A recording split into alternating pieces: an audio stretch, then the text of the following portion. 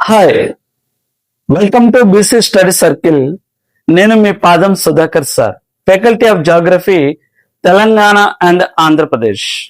మరి NN జాగ్రఫీలో most important topic భారతదేశపు ఖనిజాలు. మరి భారతదేశంలో అత్యధికంగా ఖనిజాలు ఉన్నవి. దాదాపు ఖనిజాలు ఎక్కువ ఉత్పత్తి చేస్తున్నటువంటి ప్రాంతం చోటా నాగ్పూర్ పీఠభూమి.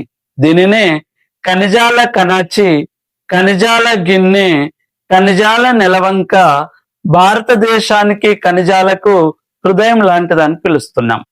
సో అందులో ముఖ్యమైన ఖనిజం చూసినట్లయితే ఇనుము. ఇనుముని చూసినట్లయితే ఇనుముని ఏమని పిలుస్తున్నారంటే భారతదేశంలో నాగరికతలకు వెన్నెముక లాంటిది, ఆధునిక నాగరికతలకు వెన్నెముక లాంటిదిగా పిలవడం జరుగుతూ ఉంటుంది ఇనుముని. అలాగే మరి ప్రపంచంలో ఇనుము ఎక్కువగా దొరుకుతున్నటువంటి ప్రాంతాల్లో చూసినట్లయితే మొదటిగా ఉన్నటువంటి దేశం ఆస్ట్రేలియా, రెండోది బ్రెజిల్, మూడోది చైనా, నాలుగోది భారతదేశంగా ఉన్నదిగా చెప్పుకోవచ్చు.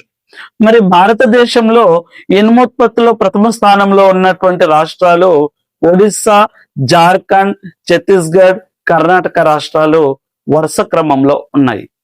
మరి భారతదేశంలో మొట్టమొదటి ఇనుము గని 1904 సంవత్సరంలో జార్ఖండ్ రాష్ట్రంలోని సింగ్ బమ్లో ఏర్పాటు చేశారు. అలాగే మరి భారతదేశంలో ఖనిజ నిల్వలు ఎక్కువగా ఉన్నటువంటి రాష్ట్రం జార్ఖండ్ రాష్ట్రం. అలాగే మరి భారతదేశంలోనే అతిపెద్ద ఇనుము గని ఎక్కడ అంటే ఛత్తీస్గఢ్ లోని బయలుదిల్ల అనే ప్రాంతం. మరి బయలుదిల్లని ఏమని పిలుస్తున్నారు అంటే ఎద్దు మూపురం ఆకారంలో ఉన్నటువంటి ప్రాంతం. మరి ఇనుములో శాతాన్ని బట్టి ఇనుములు మొత్తం ఎన్ని రకాలంటే 4 రకాలు వివరించారు. ఒకటి హెమటైట్, రెండోది మ్యాగ్నటైట్, మూడోది లియోనైట్, నాలుగోది సెడరైట్. మరి ఈ ఇనుముల్లో అత్యధికంగా నాణ్యమైనది ఏంటంటే హెమటైట్.